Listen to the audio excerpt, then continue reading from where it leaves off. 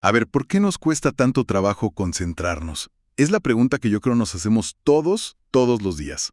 Y la respuesta más fácil, la de siempre, pues es culpar a lo que tenemos en la mano, ¿no? Al teléfono, a las notificaciones, al scroll infinito. Pero fíjate que últimamente me pregunto si no estamos confundiendo el arma con el asesino. Hoy vamos a clavarnos justo en eso, en la distracción, pero desde un ángulo que chance nunca hemos considerado. No vamos a hablar de apps de productividad ni de detox digitales. Vamos a la raíz. Y para eso tenemos una serie de extractos de un texto bastante provocador que analiza la naturaleza de nuestra mente, de lo que llama el ego, y su necesidad, casi adictiva, de mantenerse siempre en movimiento. La misión de hoy es entender por qué en el fondo necesitamos distraernos y la premisa de la que parte es este. Es un golpe directo. Culpar al teléfono es un error. A lo largo de la historia, el objeto de la distracción ha cambiado. Fue la radio, la novela, la televisión. Pero el comportamiento, esa comezón por voltear a ver otra cosa, sigue ahí, intacta. Y si el objeto cambia, pero la compulsión es la misma, la causa tiene que estar dentro de nosotros.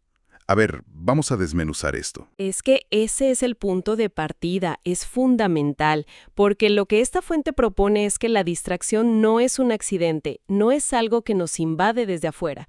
Es una respuesta, casi un reflejo a una necesidad interna muy poderosa. Esa compulsión por llenarnos de estímulos, de ruido, de información, no es más que el síntoma de una mente que en su nivel más básico no tolera la interrupción. Simplemente no se puede dar el lujo de parar. Ok, y para entender por qué no puede parar, el texto introduce su propia definición de ego. Y hay que aclararlo bien, porque no habla del ego como orgullo o de ser egocéntrico. No, para nada. Nada de eso. Lo define de una manera puramente funcional. Es una estructura psicológica cuya única chamba, su única función, es mantener una sensación de identidad continua a lo largo del tiempo. O sea, es como el proyector de una película que tiene pánico de que la cinta se detenga, aunque sea por un segundo.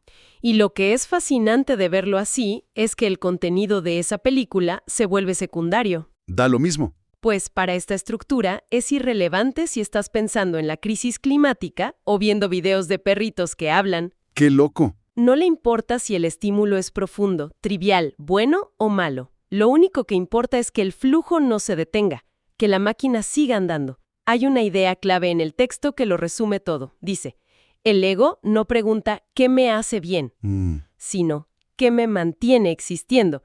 Y para sentir que existe, necesita ese movimiento constante. ¡Qué fuerte! O sea, que da lo mismo si estoy leyendo a Dostoyevsky o scrolleando memes de gatitos. Para mi estructura interna el efecto es el mismo. Mantener el motor encendido. Y ahí es donde la cosa se pone, bueno, muy interesante. Porque el texto conecta esa necesidad de continuidad directamente con el acto de distraerse. Y dice algo que me voló la cabeza.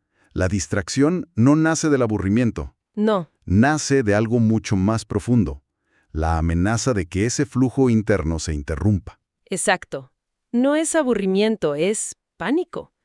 Lo describe como un reflejo estructural, no como una elección consciente. O sea, no es que uno diga, estoy aburrido, creo que voy a distraerme un rato. No. Es una urgencia que brota de la nada. En el momento en que no hay una tarea clara, un ruido externo o una preocupación que ocupe la mente, el ego siente que el piso se le mueve, que su soporte existencial está desapareciendo. Y su reacción inmediata, casi biológica, es buscar algo, lo que sea, para llenar ese espacio. Claro, y ahí entra el teléfono, obvio. Pero también puede ser el trabajo. Por supuesto. El clásico workaholic que no puede parar ni en vacaciones. O la persona que necesita estar siempre en reuniones sociales. O la que no puede estar en silencio y pone música o un podcast nomás para que haya ruido. O incluso, y esta es una forma muy sofisticada de distracción, la preocupación constante. La preocupación. Preocuparse es una actividad mental increíblemente eficaz para mantener el flujo. Una persona puede pasar horas dándole vueltas a un problema, sea real o imaginario, y eso mantiene al ego perfectamente sostenido, activo y sintiéndose muy real. Nunca está en silencio. Hay una frase en el material que me dejó pensando por horas. Dice, la distracción no calma, sostiene. Uf, sí. Y es que uno siempre piensa en la distracción como un alivio. No, un escape para relajarse. Pero esta visión es radicalmente distinta. No es un cojín suave para descansar. Es un pilar de concreto. Exacto. No está allí para darnos paz, sino para sostener una estructura que siente que se va a venir abajo. Es un puntal para la ansiedad. Totalmente. Cambia por completo la relación que tenemos con nuestros propios hábitos. Ese scroll de 5 minutos antes de dormir no es un premio. ¿Qué es entonces? Es un tranquilizante para una mente que no sabe cómo apagarse. La sostiene para que no colapse en el silencio. Ok, esto me lleva a una pregunta que me surge de forma natural. Si todo se trata de mantener el flujo, ¿por qué no usamos el tiempo libre para un flujo interno? Digo, si apago el teléfono y la tele, ¿por qué no me refugio tranquilamente en mis propios pensamientos, en mis recuerdos, en mis planes? ¡Claro! Parece la alternativa más lógica, ¿no? Pensar en mi propia vida. Parecería, pero esto nos lleva al núcleo del argumento, y es una idea quizá un poco incómoda. La fuente es muy directa al respecto. La vida psicológica ordinaria no es un lugar pacífico. Para la mayoría de las personas, no es un jardín zen al que uno pueda retirarse a meditar. Entonces, ¿qué es? Es más bien un campo de batalla. Un campo de batalla. Suena fuerte. Piénsalo. Está lleno de comparación constante con los demás, de expectativas no cumplidas, de frustraciones acumuladas. De culpas viejas que no se han ido. Exacto, de miedo al futuro, de una sensación persistente de que algo me falta o no soy suficiente, y todo eso está operando al mismo tiempo. Mirar hacia adentro para el ego no es encontrar un refugio. Es meterse de cabeza a una habitación donde todos esos núcleos de fricción se activan al mismo tiempo. Es subirle el volumen al ruido, no apagarlo. No manches. O sea que huimos del silencio no porque esté vacío, sino porque está lleno de nuestro propio ruido. De nuestro propio caos. El ruido de los hubiera, de los y sí, de las autocríticas. Justo. Por eso, los estímulos externos son mucho más eficientes. No necesariamente porque sean más interesantes, sino porque funcionan como un desvío perfecto. Alejan la atención de ese campo de conflicto interno que es nuestra propia psica. El texto lo formula de una manera muy clara. No se huye del vacío, se huye del contacto directo con una estructura que solo produce fricción cuando se observa a sí misma. ¡Wow! La distracción es, en esencia, una brillante estrategia de supervivencia psicológica para no tener que enfrentarnos a nuestro propio desorden. Es una idea muy potente. No huimos del silencio exterior, huimos del sonido que se vuelve ensordecedor cuando todo lo demás se calla. Y esto nos lleva a entender al ego no como algo que tiene problemas, sino como la estructura que es el problema. El texto lo llama una estructura de fricción y dice que el sufrimiento psicológico, la ansiedad, la insatisfacción, la preocupación, no es un error del sistema, no es un bug. Sino, es una característica inevitable de su funcionamiento, como el calor que genera un motor. Sí, y si conectamos esto con el panorama general, la fuente explica que el mecanismo del ego se basa fundamentalmente en la separación. Crea un yo que se percibe como algo separado y en constante oposición a todo lo demás. Al mundo, a otras personas, al pasado que no puede cambiar, al futuro que no puede controlar. Esa sensación de ser un yo aislado genera una resistencia constante a lo que es. Y donde hay resistencia por pura física, ¿hay fricción? hay fricción. Es como intentar manejar un coche con el freno de mano puesto. Avanzas, sí, pero estás generando un desgaste y un calor enormes simplemente para poder moverte. Esa es una analogía perfecta. El coche se mueve, la vida funciona, pero el sistema está en un estado de estrés y fricción constante. Por eso, el texto afirma algo tan radical como no existe un ego en reposo. ¿Cómo? Solo existe un ego activo o un ego distraído. No hay un punto medio de paz. O está trabajando, comparando, planeando, juzgando, resistiendo, o está distraído para no hacer todo eso. Pero a ver, eso suena súper determinista. ¿Me estás diciendo que no hay escapatoria? Mucha gente trabaja en mejorar su ego, en tener un autoconcepto más positivo. Es un punto crucial. En darle nuevos significados a su vida. Pero desde la perspectiva de esta fuente, esos esfuerzos, aunque sean bien intencionados, son como remodelar los camarotes de un barco que se está hundiendo. Son operaciones que ocurren dentro de la misma estructura de fricción. Crear un yo positivo sigue siendo una actividad del yo. Claro. Sigue manteniendo la separación y la resistencia. Por eso el texto concluye que el sufrimiento psicológico es simplemente el precio de la continuidad. Es el costo energético que pagamos por mantener esa película andando sin parar. ¡Wow! Y eso explica perfecto esa sensación tan común, esa incomodidad casi física que sentimos en la quietud. Cuando no hay nada que hacer, uno debería sentirse libre, pero a menudo se siente inquieto, ansioso, como si algo estuviera mal.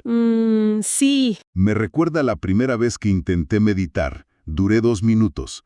Mi mente se convirtió en un caos de listas del súper, correos pendientes y conversaciones de hace 10 años. Fue increíblemente ruidoso allá adentro. El análisis que hace La Fuente sobre esa experiencia es muy preciso.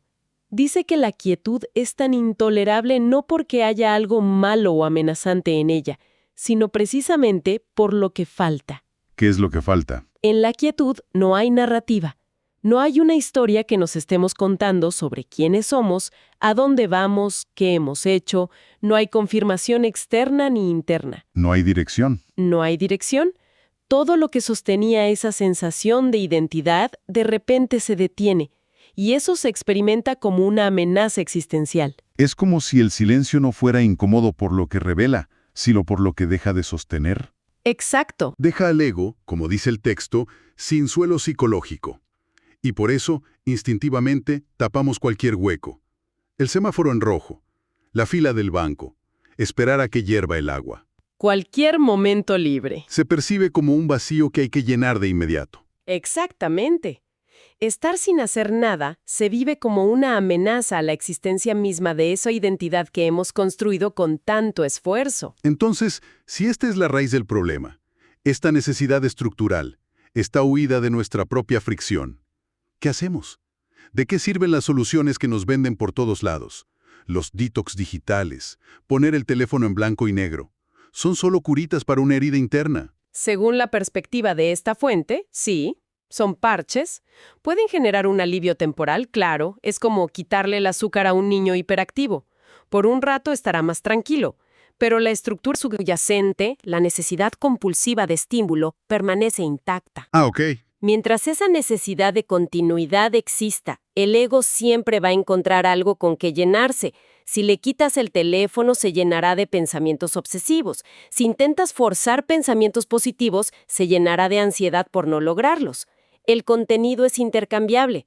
La pregunta clave que insiste el texto no es con qué se llena la mente, sino por qué tiene esa necesidad insaciable de llenarse para sentir que existe. A ver, pero conozco gente que ha hecho un detox digital y jura que le cambió la vida.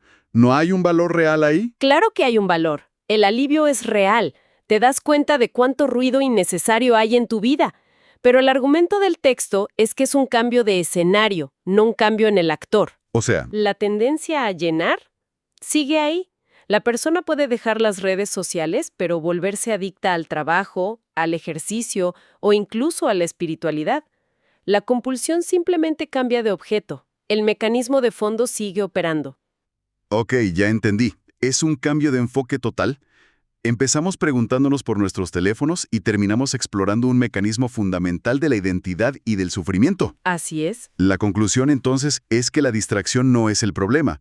Es el síntoma más obvio de una condición mucho más profunda, esa necesidad de continuidad a cualquier costo. Y la reflexión final que ofrece La Fuente es quizás la más desafiante de todas, porque no propone una solución en forma de técnica, ni una nueva estrategia, ni una forma más inteligente de pensar. No se trata de construir un mejor ego que por fin encuentre la paz. La propuesta es, a la vez, mucho más simple y mucho más radical. Suena a que no hay un hack para esto. No lo hay. Lo que plantea es que cuando esa necesidad de continuidad es vista con total claridad, no como una idea que entiendes con la cabeza, sino como un impulso que observas en tiempo real dentro de ti, el mecanismo empieza a perder su poder. ¿Por qué? No porque lo controles o lo reprimas, sino porque su propósito se vuelve transparente. Y en esa claridad deja de ser tan necesario. Es como descubrir el truco de un mago. Una vez que lo ves, ya no te puede engañar igual. O sea que la interrupción de ese flujo constante no es un logro que alcanzamos, no es una medalla que nos ganamos. Para nada. El texto lo dice de forma muy poética. No es un estado especial al que se llega. sino Es simplemente el fin de una fricción que ya no necesita sostenerse, y en esa ausencia de la película continua, por primera vez no hay nada que llenar ni nada que mantener. Es el cese de un esfuerzo agotador que ni siquiera éramos conscientes de que estábamos haciendo 24 horas al día. qué idea tan potente para cerrar. Nos deja con una invitación más que con una respuesta. Para quienes nos escuchan, la reflexión podría ser esta. La próxima vez que sientan esa urgencia automática, ese jalón casi físico de tomar el teléfono para llenar un momento de silencio, ¿qué pasaría si en lugar de obedecer al instante, simplemente se detienen un segundo a observar esa urgencia? Sin juzgarla, sin pelearla. Solo mirar el mecanismo en acción. ¿Qué se siente al ser el observador de ese impulso, en lugar de ser su esclavo?